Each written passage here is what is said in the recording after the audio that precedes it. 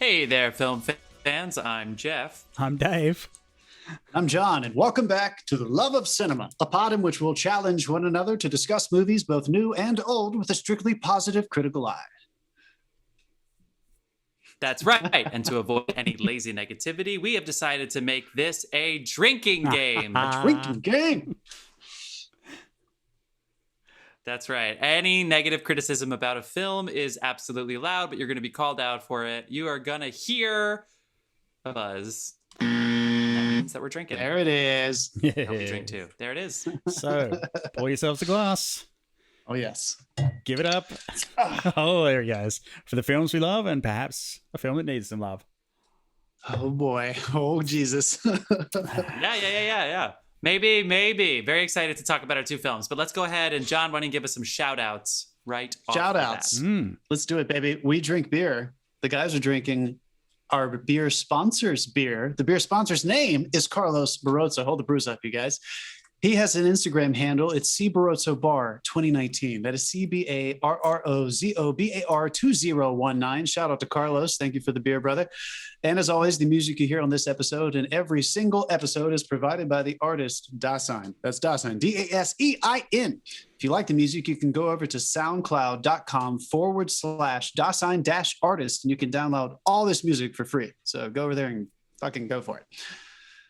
Jeff, hit me. All right, people. We are going to be talking about two films today. This is week 5 of our segment. It was the best of film. It was the worst of film of 2020, in which we take a Oscar favorite and a Razzie favorite, and we talk about them both, so that by the time we get to the Razzie film, hopefully we're, a little beard up and we're feeling loose to talk about films that are considered to be the worst of film. All right. And we have a very, very exciting set of films. We have Sound of Metal coming up first, starring Riz Ahmed, who was just nominated for a Golden Globe for his performance. And Razzie film is a film called 365 Days, which I'm going to set up a little more than I usually do in the intro for this, because I have a feeling some of our film fans out there have never heard of this film. It's probably good for you if you have. I will say the preface here is it's basically a Polish version of 50 Shades of Grey. I'm going to go ahead and say, having seen one of 50 Shades movie, I don't know if either of you two have, but this is racier. This movie that we saw today is racier, and they're making a sequel because it's a part of a book of trilogies. Yes. And in June, it spent 4 days as the #1 streamed movie on Netflix. Whoa. Before Defy Bloods came out. Really funny that Defy Bloods took over from this film. And in January of 2021, this month, or last month, it was still in the top 10 of this Netflix most streamed movie list. So it's Polish, they speak Italian, there's also a lot of English, and it's a movie you may have never heard of, and here it is. It is still in discussion despite having a 0% on Rotten Tomatoes. So we're going to talk about that in a second. It's a pretty fun conversation I think we're going to have. But before we get into our first film, Sound of Metal, which will, of course, be the best of film sequence, I'll go ahead and say both of these are streamable. Right? Mm-hmm. So if you want to pause the video and come back in 2 hours, that's fine. But let's go ahead and do a quick round of what you've been watching. Dave, what have you been watching? Well, first of all, I have to ask Jeff, have you got a Tom Hooper framing going on in your webcam there? Your extreme right of frame here. I don't like it. It's like Les Mis, yeah, that's right. Yeah. I want you to see the Phantom of the Opera and the Mamma Mia posters over my shoulder. That's a shout out to Tom Hooper and the John Adams miniseries. Give it up. This week I was working on some stuff, so I put movies on in the background, but the main reason for this week's pick was I went back to Thor 2 Dark World, because we gave it a lot of shit. It's getting better, and I think the main reason I'm enjoying it more is because WandaVision is using the Darcy character. And that's basically her, she gets introduced in Thor, but she has a lot more to do in Thor 2, and I think that made me enjoy it more. Apart from that, I've had Babylon 5 playing in the background. Oh, nice. Yeah, that's a culture shock. Sweet.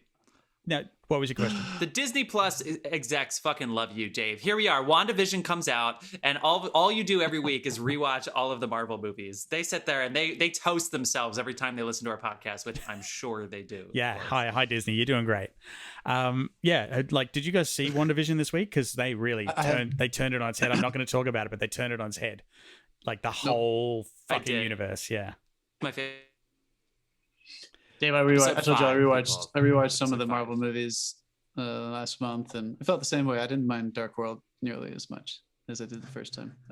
Let's see. For me, we talked about Mank last week, so I think it was Sunday night or Monday night. I stuck with David Fincher, and or 2 weeks ago. Was that last week? Anyway, stuck with David Fincher, and I watched his Girl with the Dragon Tattoo. I don't think I'd ever seen the American version.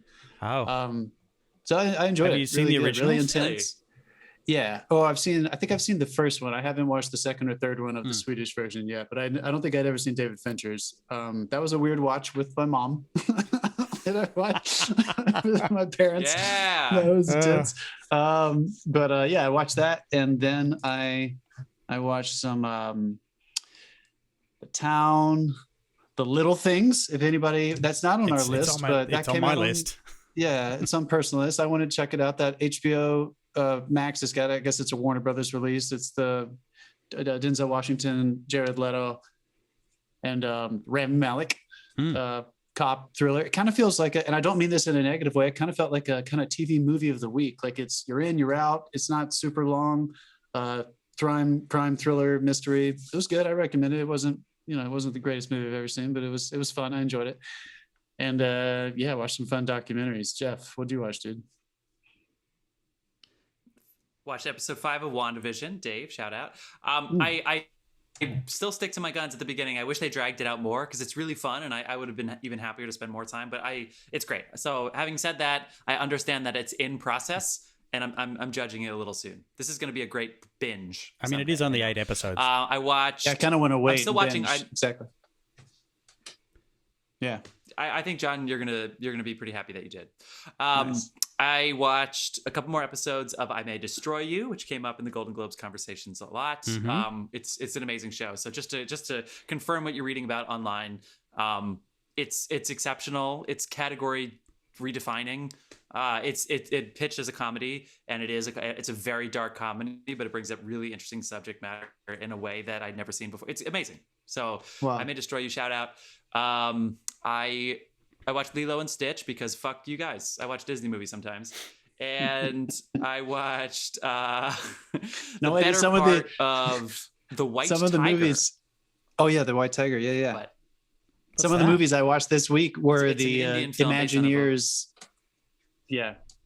If anyone's wondering what's going on, we've got Jeff's we have a in pretty the bad sticks. delay. Oh, nice. And I saw that on our shared Disney massive Plus. delay on his camera. So yeah. Keep going, Jeff. Yeah, hopefully Dave spends the time to correct that. But now that he said that statement, he's not going to. And then the White Tiger, and I'm in grad school. So as I'm listing all of these things, I'm thinking maybe next week I should work harder on grad school. Oh, and also my mom watched The Sinner season 1. So I was snowed in New Jersey with them for a bit, and I watched a couple episodes of that. And shout out, the season 3 I think just came out. So that's why she got into it, and it's really good stuff. Really surprised. Jessica Biel and Bill Pullman, good stuff. Nice. I think that's it. That's plenty. Anything else? We don't have to talk about the Golden Globes anymore. Nominations came out. Very interested to see what's happening. Yeah, interesting snubs. It's good. We'll talk about it a little bit because there was a snub in our first movie, so maybe it'll come up. But read Reddit if you want to get angry about the Golden Globes. But let's keep it to these two films. Read Reddit if you want to get angry about anything. Right. Yeah. Yeah, let's do it. There is a lot of good stuff, interesting stuff, fun stuff in the Golden Globes. Definitely. All right, so let's talk about Sound of Metal. So if you've been watching this, if you've been listening to our podcast or watching us on Twitch or Facebook, which we do every week, if you guys want to have some fun on Sunday, I've seen Sound of Metal twice. I love this film, so I'm going to get my bias right off the bat. So Sound of Metal is Riz Ahmed, who you may know from The Night Of or Nightcrawler. We've talked about him. It is the writer-director's first directing of a feature, and his name, since I had to close everything because of my delay, is Darius Marder. He was also a co-writer of the screenplay for the recently, so he is somebody who is good and talented. It also co-stars Olivia Cooke, she's a burgeoning child star, and not child star. She's in her 20s now, but she was in a Ready child Player star One as 10 well. years ago. And yes, you're right. She was awesome in Ready Player One. And I'm just gonna get it right off the bat. Paul Raci is so fucking good in this movie. He is a signer. And he is the third bill, but he is a supporting actor who got fucking snubbed at the Golden Globes. And I hope the snubs don't matter, but I just hope he gets the recognition he deserves, because what he provides to this film is so incredible, and it's stuck with me. I've seen it twice, and I still think about just the subtle behavior he does. So anyway, we'll get back to him. What the movie is about is a heavy metal drummer, Riz Ahmed, whose life is thrown into freefall when he begins to lose his hearing. So essentially what this is it is a character study of what happens when a young musician, is going deaf, and all of the trials and tribulations associated with that. So his girlfriend, Olivia Cooke, in the film, who the two of them travel in an RV and do a 2-person metal set everywhere they go, which is really doesn't take up that much of the movie, so don't let that scare you too much, getting some heavy metal and some scream singing going on. She basically doesn't know what to do, so she takes him to a deaf community to kind of rehab and try to, figure out what's going on, which is where Paul Raci's character Joe, who basically runs a NA for substance abusers of all kinds who are deaf. And so Riz Ahmed ends up there, and he learns some sign language, and he starts to cope. But it's really about him coping with the fact that he's probably going deaf, and it's fascinating. 2 hours. It's on Prime. Amazon Prime. So if you have the subscription, free on Prime. Yeah. And I'll leave it there. Who wants to go first with Sound of Metal? I loved it. Great. I'm assuming that's the delay. Movie. I thought okay, it was John, go ahead. Yeah. No, I remember you talking about this earlier in the year whenever you watched it the first time. I had been anticipating this one a bit because I knew Darius Martyr had co-written Place Beyond the Pines with Derek Jean-France, and I just had a feeling they probably worked in the similar tone. So, as I mentioned quite a bit, I feel like we don't really get to see a lot of movies like this anymore, and those guys exclusively seem to try to write for film that is in this tone, adult drama, if you will. And it also doesn't feel like adult drama on television. It's not just because of the handheld style, the way they film it, although I think that might be part of it. It feels a little bit more cinematic than a television show that could have been set like this. But really, it's the patience. Riz Ahmed is wonderful, and we've talked about him before, but I think this was the first time for me that he went to a new level. And I think it's not because the other movies that I love him in, that you've already kind of listed off, didn't celebrate this wonderful natural patient behavior that he kind of brings to everything. But this movie really stood still with you. And it's not a gimmick, but the subject matter of being deaf. There were so many opportunities that the filmmakers took advantage of where Riz was just, I'm not mocking him, trying to listen with his eyes, trying to listen physically when he was losing the hearing. So there was a lot of it where it was just cinematic gold, where it was just photography. Just point the camera at this actor and let him deal with this obstacle. And it worked so well for me. It was so fucking compelling. I was not waiting for the next plot turn. I was just watching him behave, and he was so relaxed. I have some other things I want to talk about for sure. But Dave, I responded really emotionally. It was a very emotional response for me to this movie. Yeah, I have a really cold heart. I didn't respond at all, but no, I loved it. I loved it. It was great. I was actually so inspired. I don't You dick. I don't know whether you've noticed yet, Jeff, if you've got the stream on your end, but our Twitch stream has captions.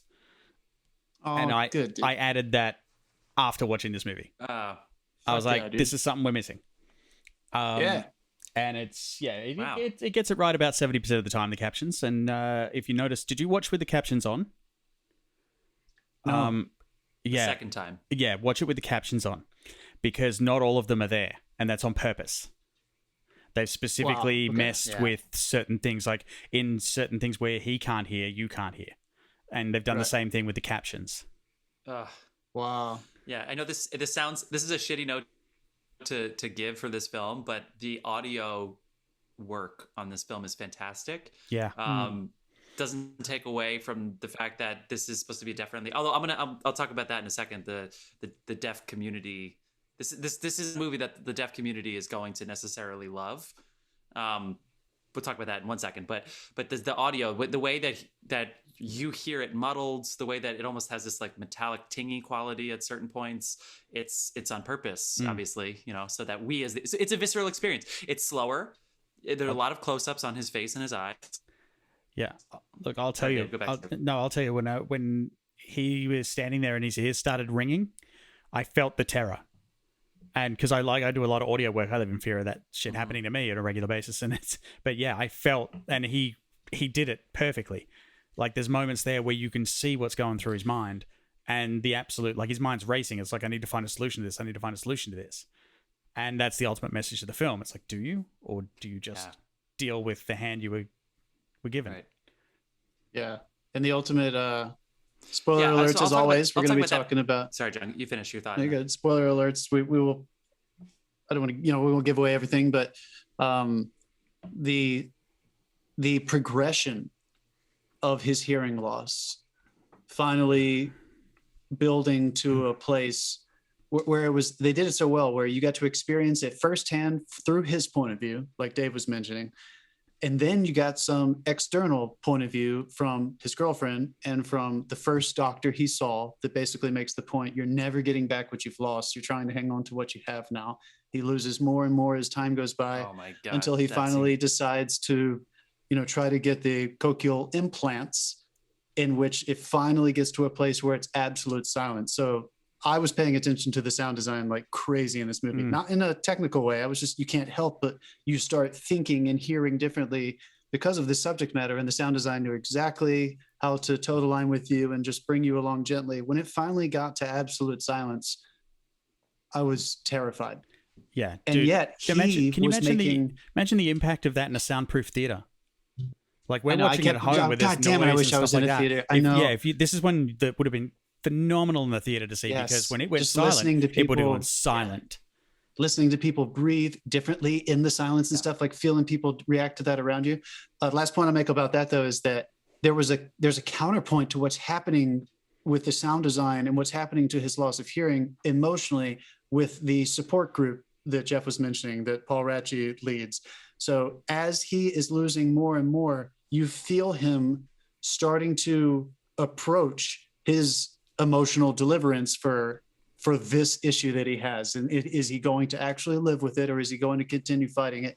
And I thought the patience I mentioned earlier, how slowly they bring those two things together. There is like a 15-minute sequence after he gets the surgery before the end of this movie where you're just nestled in the arms of these filmmakers. I feel like they know exactly what they're doing, and which builds to this enormous catharsis in the final scene that was it just landed so powerfully, and all of it mattered. The technical needed to happen as supremely as it did, or else the emotional could have just felt like a play. You could still have gotten the impact of it by watching actors talk about this subject matter and just behave. But cinema magic, we had all this wonderful technology we can use with sound, and I thought they made a full use of it.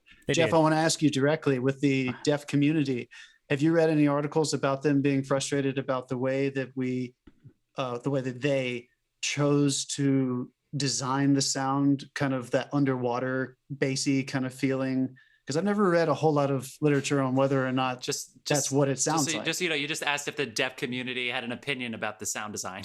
I just want to get that out there.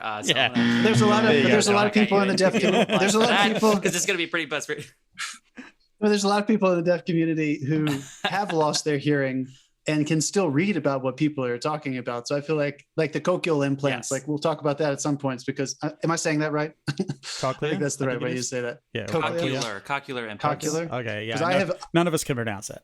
It's I did watch a big cochlear implants. Thank you. I did watch a big documentary on that a couple of years ago, and there is a big rift in the community that this movie eventually builds to, which is this something to try to fix, or is this something to live with? And anyway, Jeff, go for it. Great questions. So Chloe, I watched this first with my parents, mom and dad, in New Jersey, in December. And then I watched this again with Chloe and her family because Chloe actually had to watch it. Chloe's in school. She is trying to be a speech language pathologist, an SLP. So she is studying speech and hearing disorders.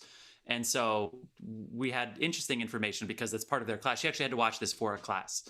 And so to the deaf community and cochlear implants, no, that there is a very fine line. There's a huge separation. For this film, to your question before, is intended for hearing audiences. And while it is obviously very friendly in certain respects to the deaf community, for instance, all of those scenes Dave talked about where we can't hear, there's signing going on. So if you were deaf, you would be able to follow that scene. But this is about a guy who is very and that is not exactly a story that props up the deaf community. Also, cochlear not a way out, which I'm glad that they do talk about in this. It is for some people, but it's not for other people. People go bankrupt trying to pay for these things that might not even work. Yeah, and also I didn't know they weren't covered by insurance. Also proves that it's a disability, which they talk about in the film.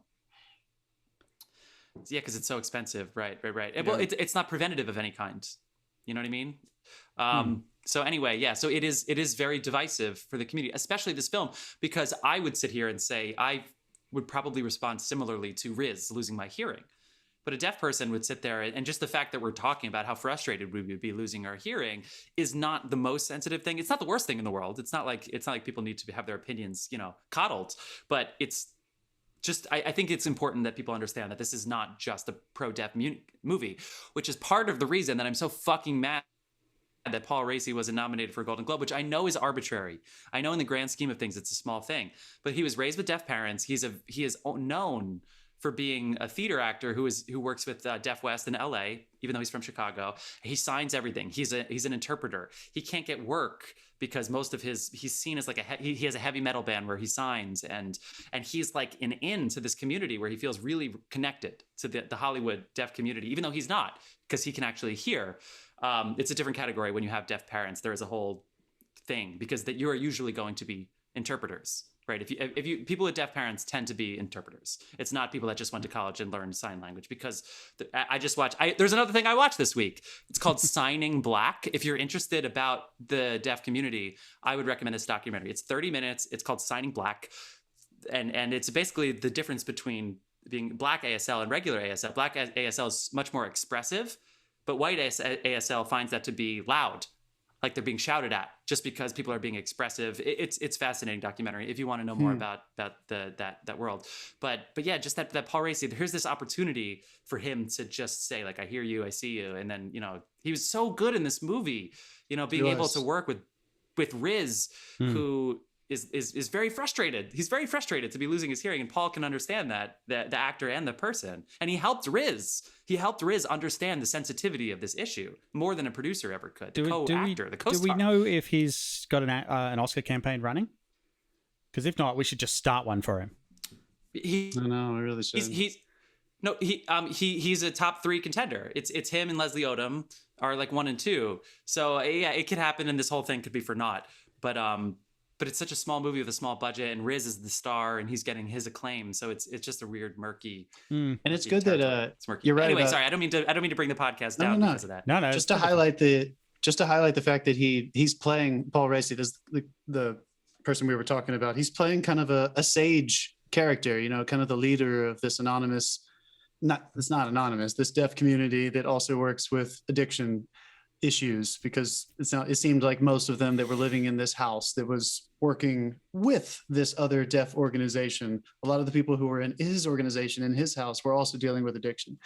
And not causality, but correlation, I thought that was very effective to try to communicate what seems to be a little bit more relatable issue of addiction to a non-deaf audience, which is most people who are watching this movie, to try to understand the idea that it is ultimately something you're going to have to live with, and that there's nothing wrong with you necessarily. It's just something that it's one of your obstacles. I could not stop thinking about, not as much during, but after, I could not stop thinking about how medical advancements, this implant that they were talking about in this movie that is starting to become a little bit more accepted for using on babies and children who are born deaf. to get them used to having this. And there's this big debate over what are you supposed to do for kids who can't make that decision for themselves versus adults like Riz in this movie. And it just kind of made me think about the human condition in general. As we move forward in time and medical advancements start removing these big obstacles, I would feel comfortable saying that everyone who's ever struggled with addiction or any other major obstacle, everyone who was living in Paul Raci's house, right now we are raised on storytelling, philosophy, religion, everything that is based around your obstacles and how you approach them will define who you are. What's going to happen to us when we don't have to deal with those kinds of things anymore and everybody can just is going to be unaffected by this stuff if we ever did get to that Star point? Trek. It really does. That's what's happening. Star Trek. Next generation. Yeah. I mean, are we just going to have these things where it just doesn't matter? Because even in Star Trek, though, Reading Rainbow. What's his name? The goggles. Who can't see? Oh, Geordie? Randy Rainbow. Geordie. Thank you. Yes. Even he still LeVar has Burton. issues, though. So he can't see the way everybody else sees, right? So at least they gave him that his visor shows him something that no one else can see. So it's not like it still makes him see completely normally. I don't know. I just thought it raised a lot of really good questions about what I think is in every really good hero's journey, whether it's small or huge, that you're going to be defined by how you handle your obstacles. And the fact that this movie carries that question to literally through the entire film, to the very last scene, I thought it was a really good balance. That's why it never felt like I was getting preached to. I almost, in a way, and I mean this as respectfully as possible, I didn't feel like this was an issue movie because it handled the humanity of it so well. Right. I learned a lot about the deaf community and the ties between that and addiction as well. For that specific community in this film, but I didn't feel like I was only learning about that. I feel like I was watching a human go through the trials of this obstacle that's been presented to them, which was was so refreshing. This is like a masterfully crafted film. Like it's you could not narrow down. It deserves every nomination it's going to get. Like cinematography is phenomenal, sound mixing. I'm calling it now. It's getting that. Sure. Actor, supporting actress, supporting actor, directing. Yeah. This is what we go to the movies for. I agree, dude. I just want to look up this person just because And I also, think we need to give because out. we've been way too long with it. Everybody's getting it. Oh, okay. So since you're gonna watch it at home, while John's looking this up, while you're watching this, nice. Please put your phone down and watch this movie. I know, like it's easy to say that, but there are gonna be parts of this movie that feel a little long. It's gonna feel twice as long if you put your phone up because you're gonna miss subtlety. That is the kind of thing that I've been thinking about for literally 2 months since I've seen this film. Yeah, so I like, really not- recommend not you put paying the it- phone not down. paying Just accept the attention- fact that some parts might feel. Yeah, not paying attention while watching this film is the ultimate insult because there are parts of this film that you literally cannot listen to. So put your damn phone down, watch the film as they Shout intended. out to I think for the main sound editor, the person who's getting the credit. His name is Nicholas Becker. I think he got his single credit post film that's as right. well. 'Cause So anyone who worked, editing and mixing is the one category now, isn't it? well, he got the editing. He got sound editing, and the recorder I think is Jamie Backshit, Maria Carolina. But whoever was involved with the sound, I mean, you're going to get every award you deserve. It was so effective. Wonderful movie. Why was this not nominated, Jeff? For I didn't see this on the Golden Globes, Best Picture. It was not nominated for. It was only nominated for Riz. It was just Riz. Yeah, just for Riz. What the fuck? Whatever. And the weird Anyway. thing about that, so the Academy Awards for Best Picture will add more. There's more than 5 films that get nominated now. There's a threshold. They do shit. I forget what it's called. 1, 2, 3 voting. You can vote for multiple awards as opposed to multiple nominees. Preferential. What the hell is that called? Why can't I think of that right now? Yes, thank you, Preferential? Dave. Asshole Jeff. You can buzz me for that. Thank you. Yeah. So there it is. No, it was actually 5 But seconds it's ago, weird Jeff. for the Golden Globes because you get 5 dramas and 5 comedies. That's right. You get 5 dramas. But oh well. Oh, yeah. Golden Globes is just a television show. Really excellent. Really excellent. Bravo. Yeah, I mean, also an interesting let's technical end little technical end thing on a this high one. note. Let's bring it up. They shot this on Kodak film, so it was actually shot on film, but they shot it in 2perf, which is a technique basically where the frame only uses 2 perforations on the film, so you can actually get like normally you use 3 or 4. In this case, it makes using film almost as cheap as using digital, as long as you don't go nuts with your takes. And yeah, like you can only do it if you're gonna like do a like 2.35 aspect, like because the frame otherwise is just too high. But yeah, it's a great little technique that's kind of helping films stay relevant. And I don't think this would not have looked as good on digital, to be honest. Yeah, you heard it here, folks. Dave said here. Wow, I don't think I'd ever heard you say that. Can we wrap up with what was your favorite scene? Mine? Yeah, you go. I don't want to be that guy. There were some really wonderful dialogue driven scenes, and I mean dialogue whether or not you're actually speaking it or if it was signed.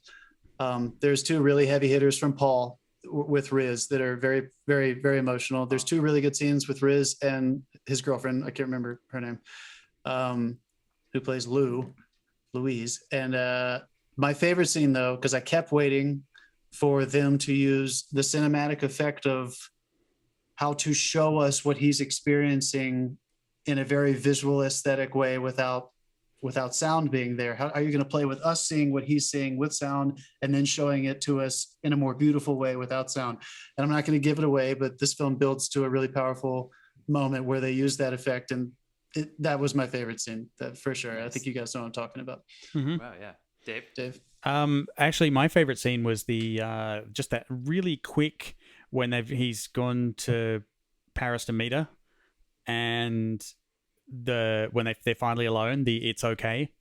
Oh my god! Speech. Yeah. Like oh my God, God, like it or not, this Please movie's don't gonna have your rip, phone for that. Yeah, it's like this movie's gonna rip exactly your fucking feels apart.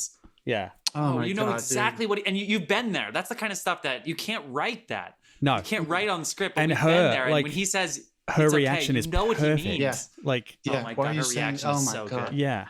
Yes. That was the scene I'm going to take away from this. Anyone mentioned this movie, that's the scene's coming to mind. When the Paul scene I was talking about, the Paul scene, the final goodbye scene between him and Paul, and I thought I was already on board. When it got to that scene with her, I was like, this is a wonderful movie. This is going to be one of my favorites. When it got to the ending, I was like, holy shit. So all three of us got our favorite scenes in there. All right, awesome. That was because mine was both of those that you just said, but I just the line where Paul basically says, this is Paul Raci as Joe. He says like, I don't know what led you to make the decisions that you made that put you in the position that you're in. I can't understand why you did that to yourself, but I hope with all of my heart that it brings you happiness. I really, really do. When he says that to him and he's signing it, when he said, it's like, Jesus fucking Christ. And then Riz he's like stunned and he just says, thank you. It's like, oh my God, it's just a fucking total shot in the heart. It's so grounded. So grounded. God damn it. Oh watch this movie, folks. Yeah. I'm crying. Please watch this movie. All right, people. I love this movie. It's my favorite of the year so far. We still have more to go, but I'm going to say it here. Okay, people, that's it. We're going to go ahead and take a little pee break, and we are going to come back, and we are going to talk about one of the most popular films on Netflix this year, despite its 0% on Rotten Tomatoes, 365 Days. We will see you in a second.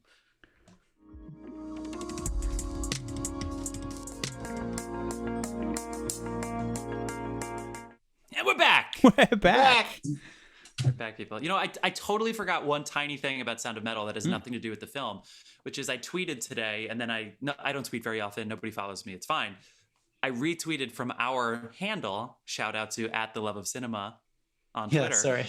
Basically, that there was I was about the Paul Raci snub, and I was like, there's a lot of conversation about Golden Globes, but I just feel like I wish Paul Raci, whatever. And Paul Raci's wife liked it.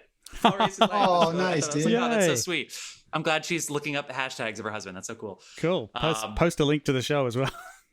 Yeah, exactly. All right. Well, friends, it's been fun talking about Sound of Metal, but it's time to get into our it was the worst of film category. So we're going to be talking about 365 days. I have my notes up here. So I mean, just looking at the poster, you know what you're in for. Jesus. Okay, Christ. so I honestly, like, not to give into the gimmick too much, but it's 50 Shades of Grey, but it's Polish, and they're also in Sicily, Poland and Sicily. Most of the film they do speak in English. Very popular on Netflix, as I mentioned earlier, and is a trilogy of books. I'm gonna go ahead and say this off the bat, just because there's all of the reviews I read were talking about how it's objectionable, it's so blatantly sexist and offensive in many ways. The author of the book is a woman. It's co-directed by a woman and it's co-written by a woman. Does that mean it's not sexist? Of course not. Yeah. Does that mean that that women aren't being objectified in here? No, they definitely tell are. you what, But, America is like that as well, because I read some of the reviews on this and it was like they can't deliver a line to save themselves, but fuck, they look hot naked was one review I found. Yeah. Okay, so that's why it was number one on Netflix. Right. Why is this nominated for a Razzie? Well, any popular movie that has bad critical reviews usually is up for the Razzie campaigns. You have to be popular. It can't just be a bad movie that nobody's heard of. This has 0% on Rotten Tomatoes. It has a 3.2 on IMDb out of 10, obviously. And on Metacritic, there are only 2 critics' reviews on Metacritic. One is a 10 and one is a 25 out of 100. But it's very, very popular. It is straight up, there's about 10 minutes of this movie. No, about a third of this movie that is softcore porn. It really is. Yeah. So anyway, we're talking about it here. It's 50 Shades of Grey, except for the guy is a gangster who took over the family business when his father passed away. And he kidnaps her because he has visions of her. This girl named Laura, he has visions of her, and he sees her in real life. So he stalks her, he hunts her down.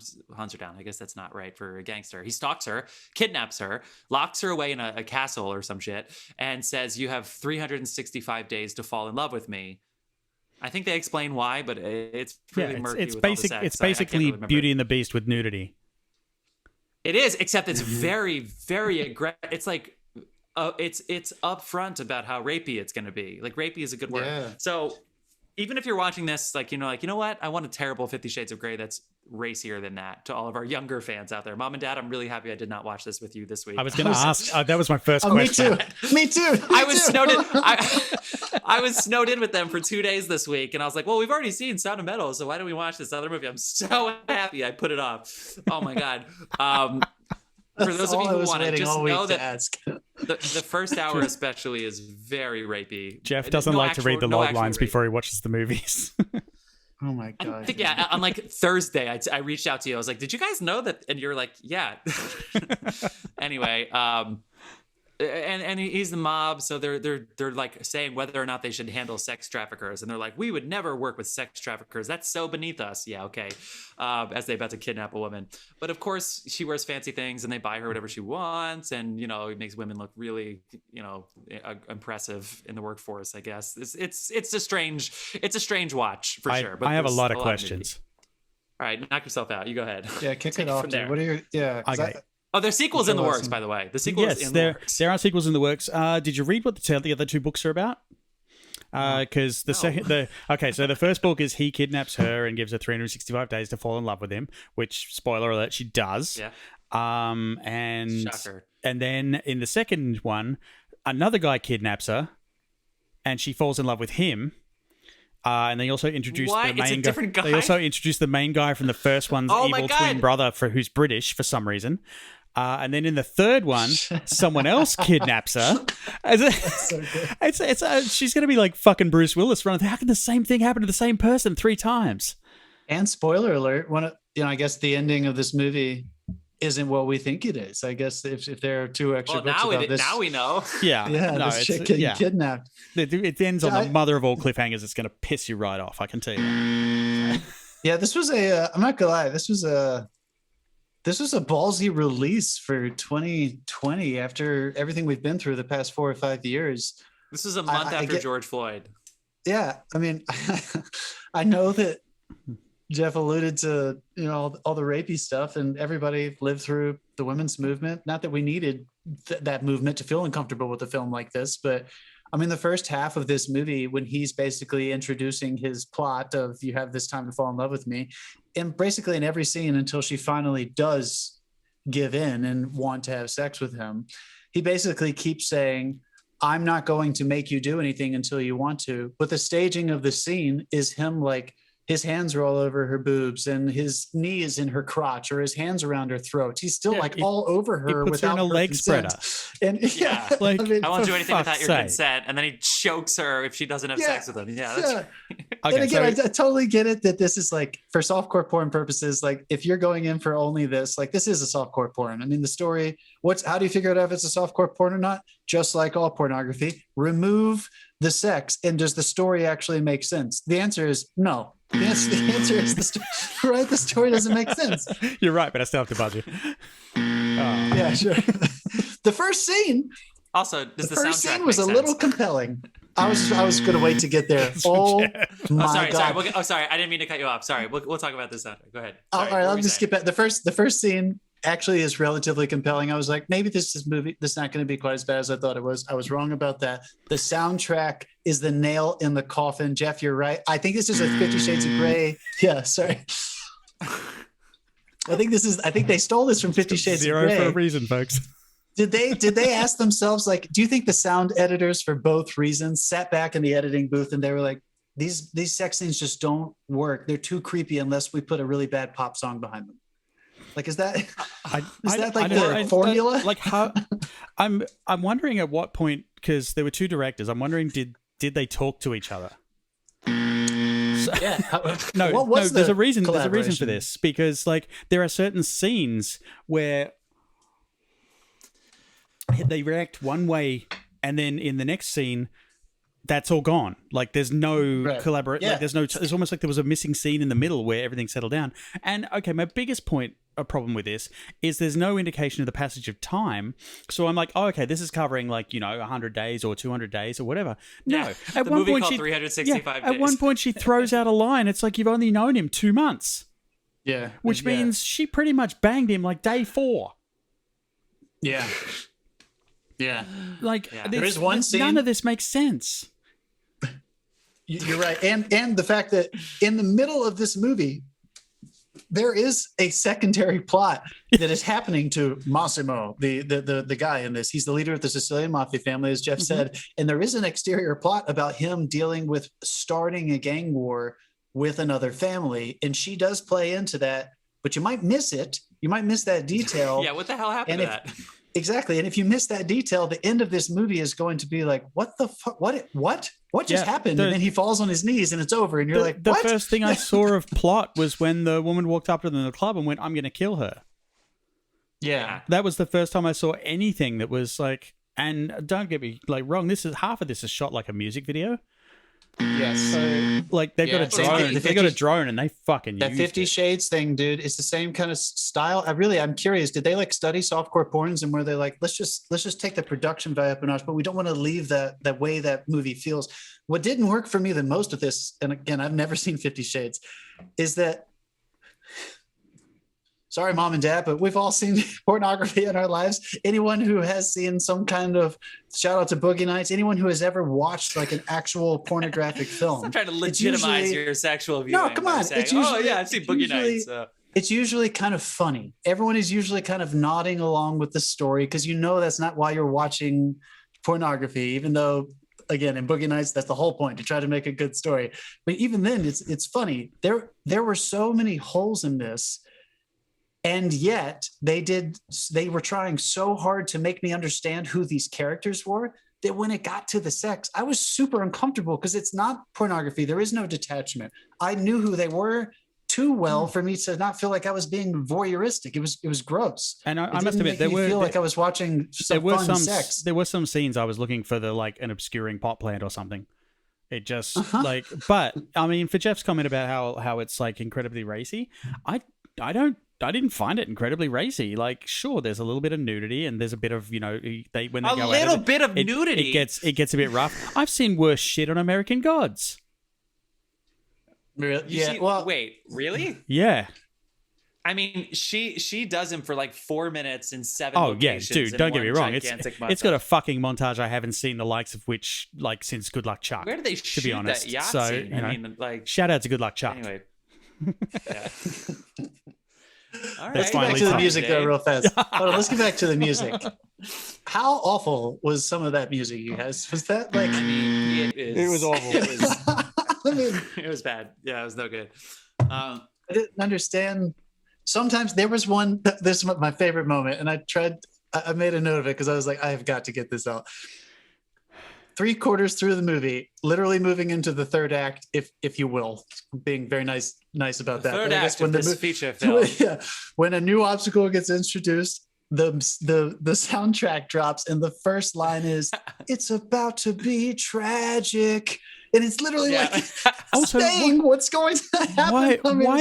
Why did half the songs have lyrics about being inside someone? Did they just do a word search or what? Yeah.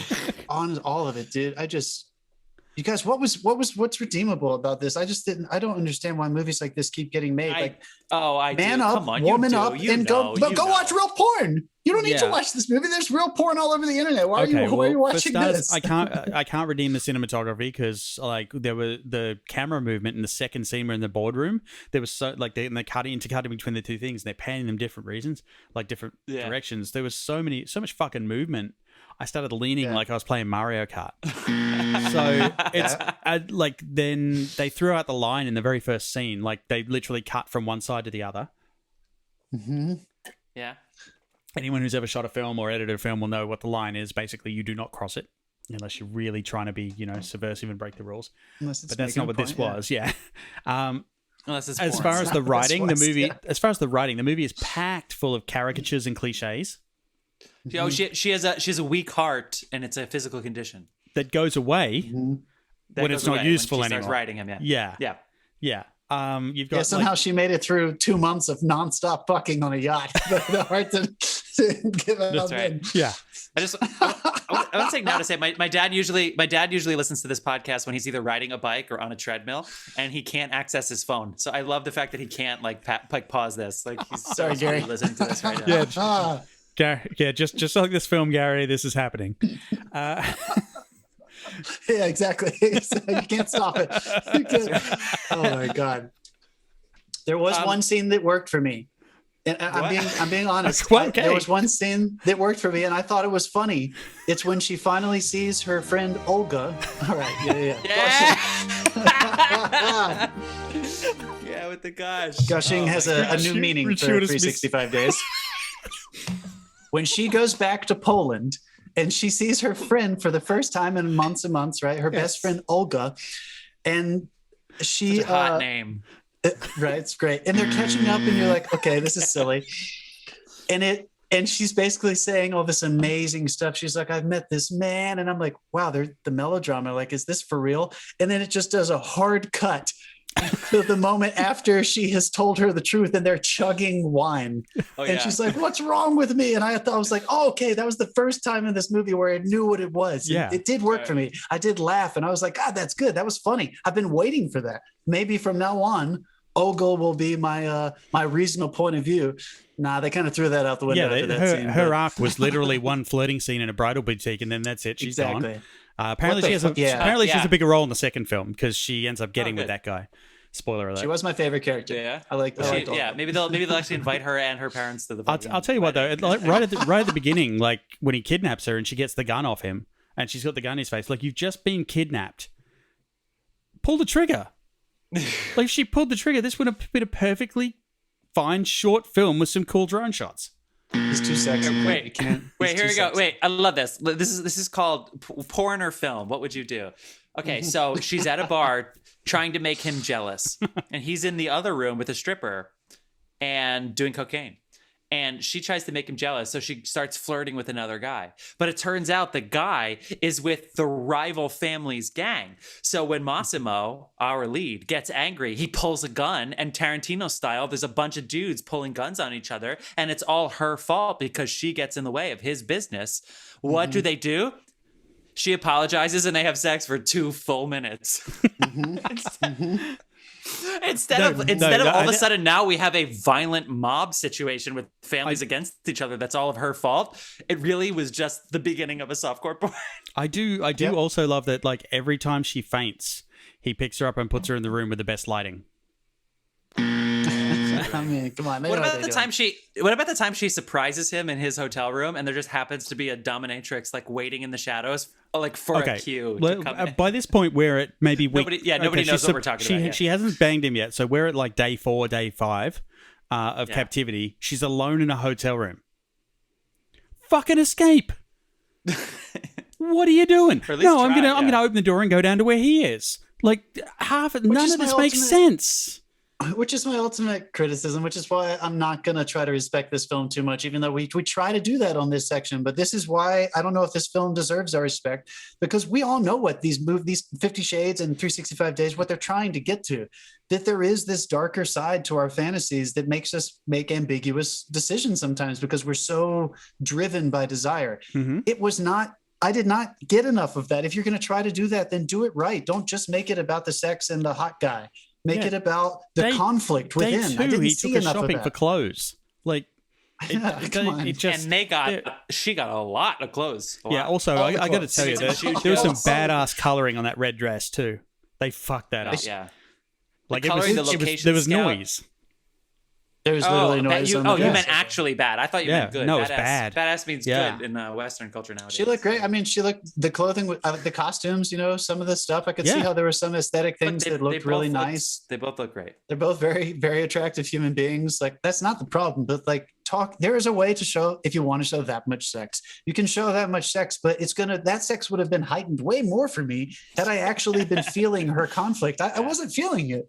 I was just feeling like I'm just waiting for them to have sex. Oh my God, I hope she doesn't, but I kind of hope she does. I was never feeling. Everyone's like, this is the most sexual film. And then they make you wait 40 minutes.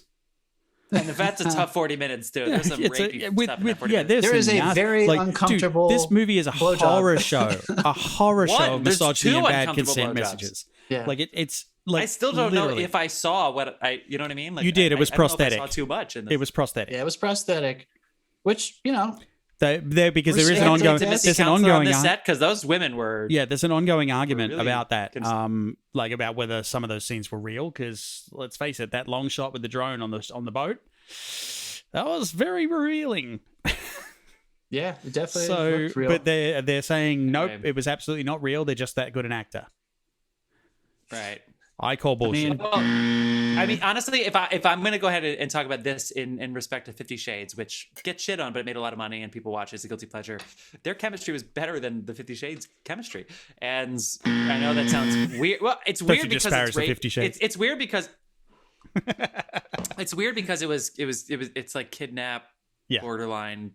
You consent to what could be considered like. There's a lot of gray area. So if that's a fantasy of women, fine.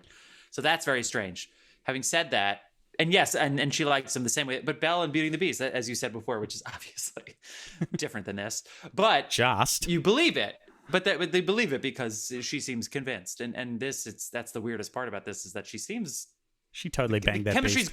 Chemistry's good, which is creepy. It's really fucked up, but for married couples in quarantine, I can see why they're making a sequel. I'll just put it that way. Have you guys ever seen The Piano, that Jane Campion film with Harvey Keitel? And so I know we're not. I know get to the piano because there's a similar, my fingers conflict on the there buzzer. of like whether or not it should be sexual. I'm not saying I was not. I don't think they should have tried to make an art house film about the sexual ambiguity or the moral and ethical ambiguity of sex in inappropriate situations. But I do think there was probably a middle line where they could have given us everything they wanted without lowering the quality so much. Like, I don't know. And I didn't see 50 Shades. So maybe this is a new genre. Maybe this is a whole new genre. I think the highest compliment I can give this is I saw a film that was almost there. Like there was some elements that were good if it didn't have all this other crap in amongst it. Yeah, there's too much stuff. That's a too criticism. much But other like, stuff. yeah. Some things look good. Because I don't even think it was almost there. I feel like there were way too many holes. Oh yeah, it just wasn't you saw some stuff where I think if they had have gone down a slightly different line, this might have worked a lot better. Let's just put it this way: is it weird that Netflix is endorsing this movie? I know that it's on their platform and it gets a lot of views, but a little bit. It's like parents, make sure your parental settings are on. Jesus Christ! Yeah, because it's just. I mean, it's a little strange that they just have it for free. Like you could be watching Emily in Paris. I don't know why you would do that after the Golden Globe stuff, but you could be watching that, and then seconds later, you just one click away, you're watching this movie. I agree. Ooh, yeah. I thought that was a little I mean, strange. yeah, if you don't have your parental controls, it's very easy to accidentally end up on this. And They should really say, like, are you sure? Which maybe would entice adults more. I actually think that would be good. Netflix. Another thing I did like about this Are movie. you sure you want to watch this movie? It's software porn. Definitely yes, or definitely no. I did think the international multilingual thing was kind of cool. I don't think I've ever seen a movie that's this popular, like a pop culture movie, do that before. And I did kind of like that. And I would like to see more international productions like start doing that. I thought it was very They are going effective. to, because this is an international hit. This is not a national hit. This is an international hit. They speak English. we have in two Europe, more to like- look and I mean, forward to. we're getting a lot more of those because the rules in the EU basically is if Netflix wants to set up shop there, they have to feature a certain percentage of content from that place. So, and they're sending a lot of that content. They're sending to the US to shore up the content And that we Britain have a doesn't shortage count, John. of. So, Britain doesn't count. yeah, so. not anymore. You guys are on Well, your own. we get to see Laura get kidnapped 2 more times, folks. So if you want to tap in and watch 365 days, so you'll be in the know for the other 2 times that this woman gets kidnapped. Yeah, and be on the lookout. Jesus Be on the lookout for Massimo's British evil twin brother. Cop that. He has an evil twin brother. Wow. Very Beauty and the Beast like. Okay, cool. Guys, I had to cancel all of my internet because of my delay, so I hope you guys have next week up. But I'm very excited because award season's really happening, and we didn't want to give in to the gimmick of award season and what other people were talking about, but we've seen some really good films doing this. So, and there's a couple that I really want to see. So I'm glad we rooting did for this. a couple of them to be in our films next week. Yeah, I have next How do we do week. this too? Next week. Next week's gonna be good. next week. Yeah, we got 2 really good ones. I've been excited. I had been delaying watching our first one, Ma Rainey's Black Bottom. I've already seen it. It's awesome. Yeah, It's that's on Chadwick Boseman, Netflix. Viola Davis. Yeah. Yeah, that's the entire title, right? I did in short form. Ma Rainey's, Rainey's Black Bottom. Black Bottom. Yeah. Yep, thank you. And our potential Razzie is, Dave has already talked some good shit about this, Artemis Fowl, which is available on Disney Plus. Yes. What? And I have also been delaying watching that because I remember you said some bad things and we made our list. I was just like, let me put it on. So Ma Rainey's I'll Black compliment Bottom it. and Judi Artemis Dench Fowl. is terrifying. Okay. That's on Disney Plus. Ma Rainey's Black Bottom is available on Netflix if you want to go ahead. It's only 90 minutes too, so watch it before our podcast next week. So And excited. guys, Super Bowl picks. Super Bowl's happening in an hour. Who's Go playing? Chiefs. Tampa Bay. Chiefs. Yeah, I'm with KC. Dave, I took you to a Giants game. Come on, you gotta know. KC, let's do it. I've been to like one game and I watched the Super Bowl on TV once and the power went out at halftime. So, Oh yeah, that's a good one. Yeah. All right, people. Well, go Chiefs. Very, very glad you stuck with us, and we'll see you next week. Anything else, guys? That's all. that's all. All right. I wish I could sign Bye-bye. goodbye. I need to learn how to do that. Peace, folks. Nice.